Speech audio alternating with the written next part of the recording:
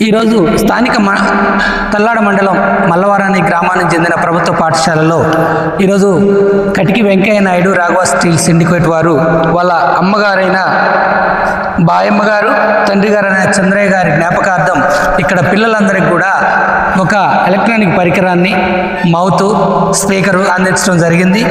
ఇటువంటి పేదలు చదువుతున్న ప్రతి పాఠశాలకు దాతలు ఇలాగే అందించాలని కోరుకుంటున్నాం. ఇక్కడ తల్లాడ మల్లారానికి సంబంధించిన ఈ పాఠశాల, ఈ ప్రభుత్వ పాఠశాల అంటే జిల్లాలోనే గుర్తింపు పొందింది.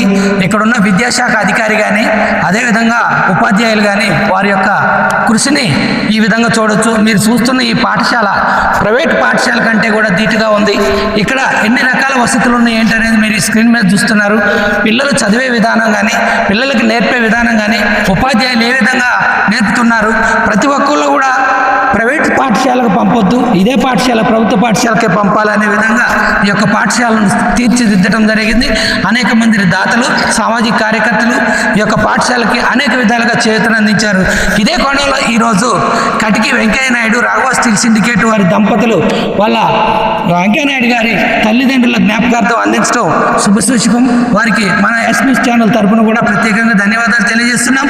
అదేవిధంగా కోయ బిడ్డలకు కూడా వాళ్ళు ఎంతో చేయూతనందించి ప్రతి సంవత్సరం వాళ్ళ పిల్లల పుట్టినరోజు కూడా వాళ్ళకి బట్టలు కానీ, బియ్యం కానీ, ఇతరత్ర వస్తువులు కానీ, నిత్యావసర వస్తువులు కానీ అందిస్తున్నారు.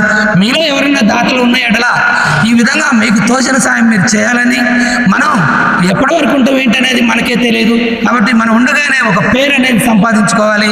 ఇటువంటి దాతలకి ప్రతి ఒక్కరికి పేరు పేరున మీ అందరికీ పాదాభివందనాలు తెలియజేస్తూ మీ ఎన్జిఓ శ్రీనివాస్, మారత్నమ స్వచ్ఛంద సేవా society, yes news live TV channel CEO.